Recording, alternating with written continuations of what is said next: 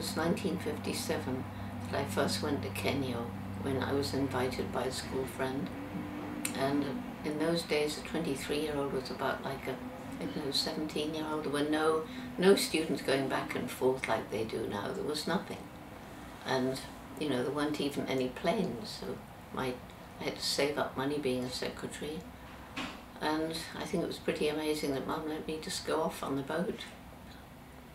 So that was when I met Leakey, and that's when he asked me if I would study not just any animal but chimpanzees.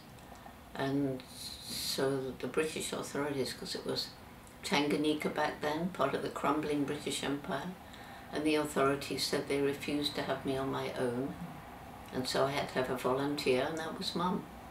So what kind of values did she impart on you, do you think? Being truthful, being respectful of other people and their religion and their country and their culture. What else? Having the courage of my conviction. Those values were key ones.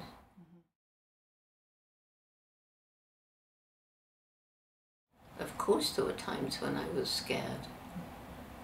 I wasn't scared of going to Gombe, I wasn't scared of going in the field, that's true, because I felt that if I behaved right, animals wouldn't hurt me. And people said, well, that's stupid, but they didn't, so it wasn't so stupid after all. And I was terrified at the thought of going to Cambridge. I was terrified to give my first big lecture.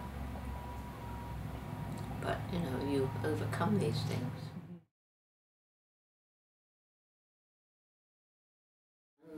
At that meeting, which was 4 days in Chicago, we had a session on conservation, which was shocking.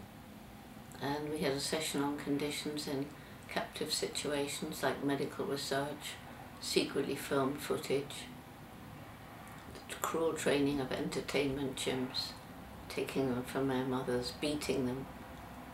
Horrible. So I left as an activist.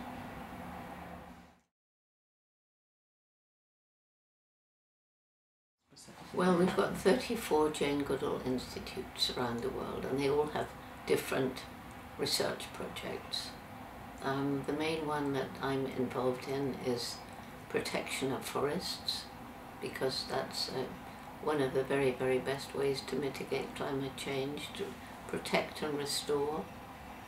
And we have projects in 6 other chimpanzee range countries, not just Tanzania. And in all of them, in order to conserve the forest, we work with the local people and improve their lives and help them find ways to make a living without destroying the environment. And they now understand that it's not just to protect wildlife but their own future. So they've become our partners.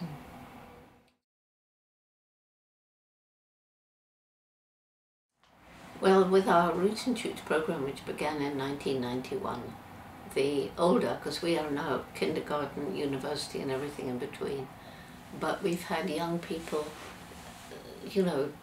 working very hard to change the way we do things ever since 1991. And it's now in 60 countries, this program. And there's a huge amount of tree planting going on. There have been a lot of demonstrations against things like the ivory trade, trade in rhino horn and pangolin scales. In China, they made some demonstrations against the use of shark's fin soup. We've had young people go and sit outside Parliament and protest, and say we want to do things differently. And they learn the fact that if you really want to make a difference and you want to change attitudes, you yourself must be doing something actively. So that's the key message for Roots and Shoots.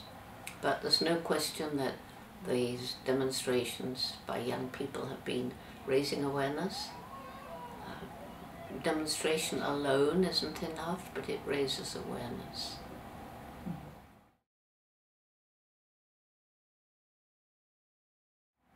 some of the people in government and high positions who stick to their values even though they may lose the support of their colleagues. Those people are very inspiring. It's happening in some businesses. You know, they're beginning to understand that they've got to change their ways, and maybe their shareholders don't want them to. They want to carry on with business as usual. And I always emphasize that you can't just blame government, you can't just blame big business, because consumers have a role to play too. If we don't like the way things are done, then we should elect different people, and we should not buy products. But the problem is, so many countries, democracy is crumbling, and citizens don't have the ability anymore. It's very hard. You know, my job is to give young people hope.